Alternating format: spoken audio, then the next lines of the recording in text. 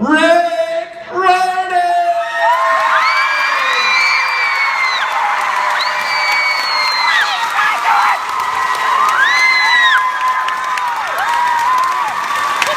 Thank you, guys. Wow, thank you, everybody. It's great to be back in Arizona. Thanks for your patience tonight as we got everybody in. It's really good to be here. So I thought what I'd do is just start by telling you a little bit about how I became a writer, because that's something people are often curious about. How do I get all these ridiculous ideas? What did I do? How did Percy Jackson come to be? Tell you about Magnus Chase, and tell you what's coming up next for me. And then my favorite part, of course, taking some questions that you guys wrote down for me, see what's on your mind. So what can I tell you about me? Well, I guess writers, they always say that writers have to be like suffering, sad people, right? I guess that's true, you know, I was a very unhappy child. Yeah, you can tell nobody loved me. The lady in the red dress, that's my mom, and the guy on the other side, that's my uncle. I'm sitting on my grandfather's lap. My grandfather, we always called him the Colonel because he was a colonel in the Air Force, and he had this like briefcase full of blank paper. And when I was a little older than this, he used to sit me on his lap and he would make up stories and draw pictures to go with the stories. And I thought that was like magic, that he could just do that off the top of my head. And I decided that someday I wanted to tell stories too. My mom and dad were great. My dad, you know, we did all kinds of vigorous, manly activities together. That was one of our favorite sports. I'm still pretty good at it.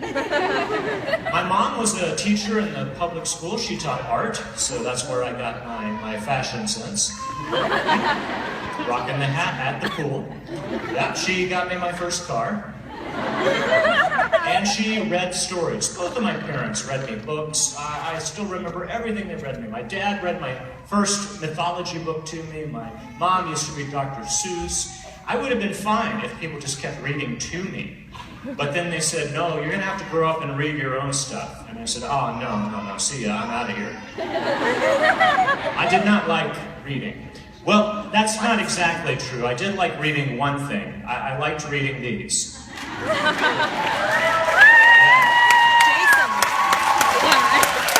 My uncles had this big footlocker full of old gold and silver age Marvel and DC comics. So that was great. I read Fantastic Four and Batman and Superman and, you know, everything. And already you'll notice that we're getting into the mythology. Over here you've got Superman being turned into a lion by Circe the sorceress. And over here, of course, you've got the mighty Thor, which was one of my favorite series and got me my first little glimpse of Norse mythology. That would have been great if I could read comic books. Unfortunately, I had to go to school and read assigned stuff. I didn't like that, especially when I got to that wonderful Tartarus known as middle school. These are my teachers in middle school, where I grew up in San Antonio, Texas. I don't remember a whole lot of the teachers. I remember the guy in the bottom corner down there. That was Mr. Phelps. He was my American history teacher. We were pretty sure he was an android. He had like absolutely no emotion. He'd be like, you will now turn in your homework. Exterminate! Exterminate!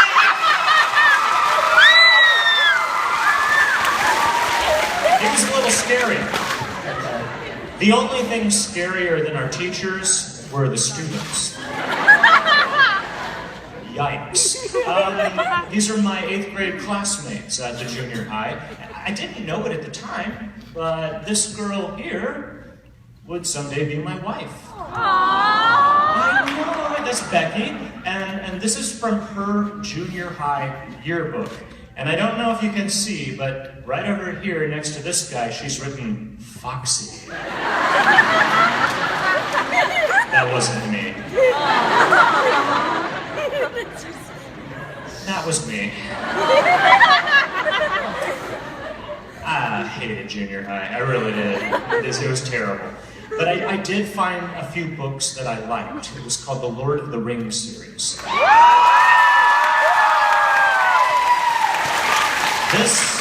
It was like a revelation to me. Wow, there are books that are actually good. It's like that you can read and actually enjoy. And fortunately, I had a great English teacher in 8th grade. Her name was Mrs. Pabst, and she said, "Oh, Rick, if you like The Lord of the Rings, you should check out Norse mythology, the stories of the Vikings, because that's where The Lord of the Rings comes from. The elves, the dwarves, the dragons, all of that stuff is from the old Viking tales." And that got me interested in mythology for the first time. Norse dudes. The Norse dudes. Like Odin, the one-eyed god. And of course, Loki, the god of mischief. The one-eyed. He's like looking at the people burning in the lava saying, "Have fun." And of course, Thor, the thunder god, with his mighty hammer and his edible goats. Every night he could kill his goats, eat them, and then the next day they would pop up as good as new. Which I don't think I'd want to be Thor's goats. That's so weird. Anyway, I love those stories. I also decided that I wanted to be a writer in Mrs. Pabst's class. I wrote a story for her, and she said, "Oh, this is great. Rick, you ought to send it in to get it published." And I was like, "You can do that?" Like, guys, this was way before Wattpad, okay? We didn't have anything like that. It's like, if you wanted to get published, you had to do it the old way. Send it in the mail to a publisher and hope they liked it. That was it. So I waited and waited. I sent off my story, and finally I got this in the mail. That's my first rejection note. Aww. I know. The editor was really pretty nice. He said, "Dear Rick, first of all, for somebody who's 13, this is really pretty good. Keep trying. But we can't publish it." My mom was so proud that I got rejected. She put this in a frame and she hung it in the house. And I had to look at it every time I went to the living room. Oh no. True story. When I went to college, my mom's house burned down in a big fire. Everything was destroyed. Except that.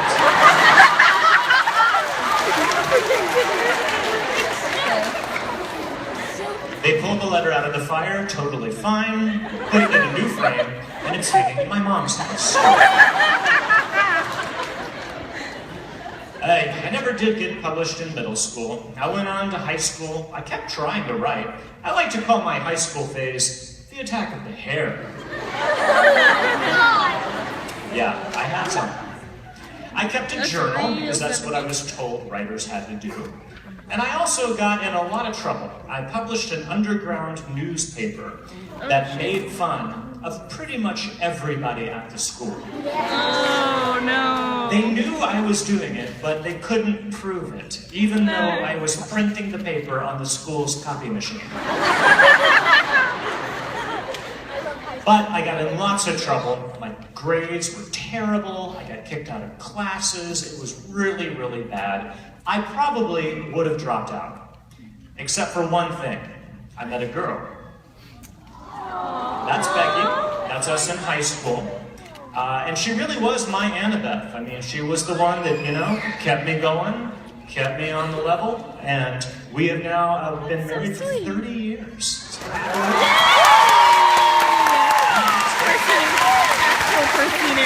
The two of us went off to college together, and I know you're probably thinking, Rick, in college, could your hair have gotten any longer?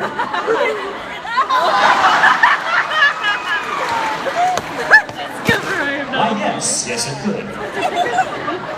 I decided, well, I'm not published yet, I'll just become a rock star instead. That'll be much easier. Oh, no. So I played in a band all the way through college, and had a good time, but we never really got anywhere. And I kept going with the writing, but nothing really happened.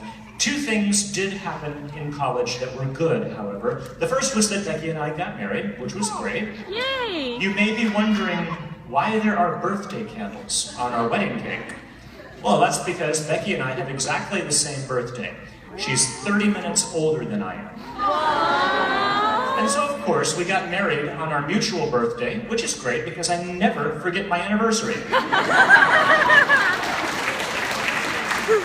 And the other good thing that happened is I got a job as a teacher and I had to cut my hair. I really love being a teacher. I did that for 15 years. I taught public school, private school, mostly middle school, 6th, 7th, and 8th grade. That's me in my classroom. That's me with my 6th graders. And because I am very ADHD, I get bored easily. So I never wanted to bore my students. And so we like to do a lot of fun things. For instance, in social studies, when we studied Korea, I brought down the local Taekwondo team, and we broke boards over each other's heads and things like that. I got a reputation for all kinds of fun activities, but at the time I also, for some desire, I don't know why, a middle school teacher would have the desire to contemplate murder. I really don't. But I decided to try my hand at writing private eye novels set in my hometown of San Antonio. This here is my outline. Every square is a chapter in the book. People often ask me, how do you deal with writer's block? Well, that's how.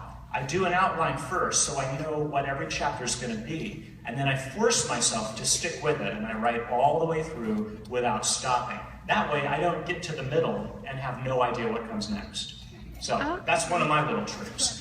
It took a long time to get that book published. That was what the manuscript looked like when I was done. Oh, God. Yeah. And if you look inside, you would see that every page is covered in correction marks. I imagine that you guys get annoyed when you have to do a second draft. Yes. Yeah. Well, hey, me too. Me too. I hate revision. But I have learned that it's just part of the deal. I had to do, with this, 14 drafts. Oh, my God. Was it fun? No.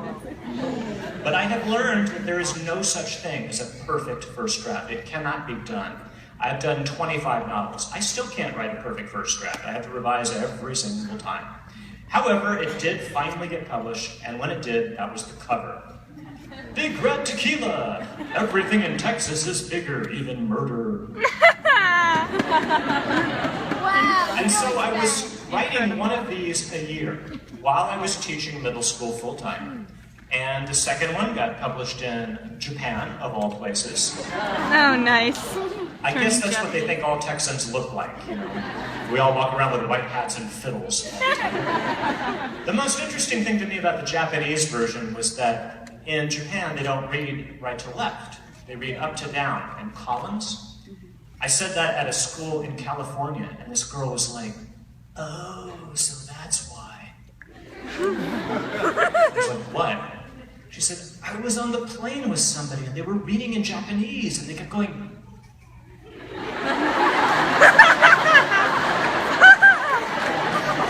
finally made sense. But the thing is, I kept teaching. Why? Well, being a writer is really kind of hard. And about 99.9% of all writers, myself included for many years, has to have another kind of job. You're a teacher, you're a reporter, you do something else. The reason for that, okay, the average American, how many books do you think they read in a year? Anybody want to hazard a guess? What do you think? About 5 a year? What do you think? About 3 a year? Oh, lots of pessimists. I like it. That way I can pleasantly surprise you. The average American actually reads 50 books in a year. I knew it. Yeah. So I'm guessing that a lot of you are above the average, right? Yeah. I've read 30 in the past 3 months. However, averaging you out, 40% of American adults read no books during the course of the year. What? The shame. Okay. Shame on them. Now, on the flip side of that, how many different books do you think are published every year? Separate titles, not copies, but different books by different authors. The number may surprise you. 328,000 I knew that one. every year. I knew that. I watched So the if trivia you're a video. writer, and the average American only reads 15 books a year, and we're cranking out 328,000 every year, what are the chances that all those books are going to get read? Not very good. Not only that, but how does a writer get money? Well, from selling books, right? So let's say that you bought one of my hardcovers, let's just round it to $20. Okay, what percentage of that would I get? Anybody want to guess? Yeah, what do you think? Very good, 10%, yeah. So, I get $2. Where does the rest go? It's got to be divided between everybody that helped bring you that book. The editors, the publicists, the distributors, the booksellers, everybody gets a piece of that. So, how much does an author have to sell to get rich? A lot of books, right? My first advance the amount of money that they gave me for Big Red Tequila, that's like their guess of how much my cut would be, was $15,000. Now, don't get me wrong, I was really happy to have that money. That's still a lot of money. But it's not going to turn you into a millionaire, right? Well. Yeah, so in other words, I didn't quit my day job. But that's okay. I like my day job. I used to dress up funny when we did different units in class. There's Colonial Rick. Oh my God. Nice. And Samurai Rick. And the ever-popular Elizabethan Rick. I'm so mad you weren't my teacher. I told stories all the time. There's me talking to the elementary school kids, and there's me being a ham. Yeah. And my students used to say, wow, Mr. Riordan, why don't you write stories for us? You're already writing books. Write something we can read. I didn't have any ideas. I didn't know what to do. That changed when I had children of my own. Yes! In 1994, my first son was born. I know, he doesn't look like that anymore. It's sad. What does he look like now? We read together a lot when he was a little guy. We named him Haley, and I know you're probably thinking, isn't that a girl's name? Well, no, actually it's an Irish boy's name. And it means ingenious, and we named him that. We had no way of knowing that in 1994, Haley would suddenly become the most popular girl's name of all time. Sorry, buddy, but he's cool with it, he doesn't mind. Anyway, he was really, really a pretty difficult kid. He doesn't look like trouble. Yeah, he looks real sweet and all. But, he got so much trouble. I'll give you an example. When we were living in California, we had a floor furnace. Okay? And he liked Cheerios. One day, when he was a toddler, he came up to the floor furnace, dumped the bowl of Cheerios into the floor furnace. No. Well, they caught fire. Smoke, flames like the pit of Tartarus. Fire alarms go off. We grab the fire extinguisher. Becky and I are running around. Haley decided that was cool. He wanted to see that again. Oh no. The next day, he got a basket of laundry. Oh my God! No, he didn't. Dumped it on the grate. Went over to the thermostat and cranked it to 105. No! Pretty soon, flames were coming up. We're doing an extinguisher. And that's just the kind of easy kid that he was. In school, things weren't much better. He really didn't like school. We found out pretty quick he was ADHD and he's dyslexic. So reading is really tough for him. And so I started telling him stories at home to kind of keep him interested in school. The only thing he really liked was Greek mythology. That's him in second grade as Hades, Lord of Death. And he liked the stories I told him. So, for bedtime, I would tell him all about the Greek dudes. Yes. Zeus, Poseidon, Ares, all those guys. And then I ran out of stories one night. And he got mad at me.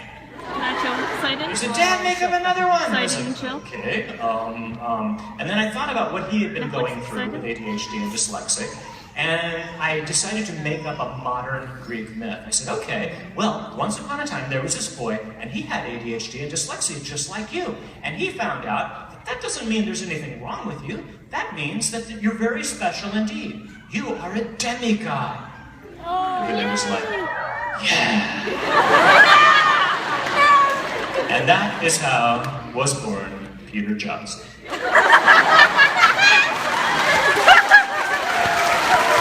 Percy Jackson. Well, Haley told me to write the story down. I did. I sent it off to New York. I didn't really think anybody would want to read it.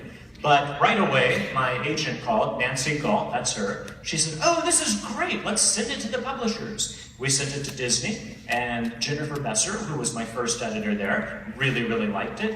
She said, oh, this is awesome. The first thing we need is a cover for The Lightning Thief, because everyone judges a book by its cover.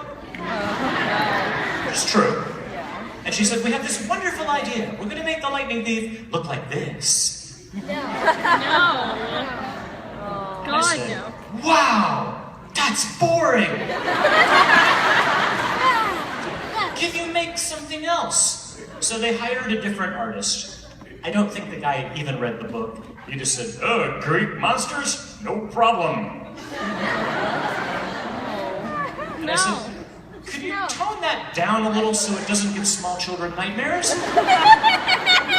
And so when the Lightning Thief came out, that's what it looked like. That's the first cover. You may not see this around, it's not out there very much, but, you know, I didn't like it. And fortunately for me, they found yet another artist, a guy named John Rocco, who is really great.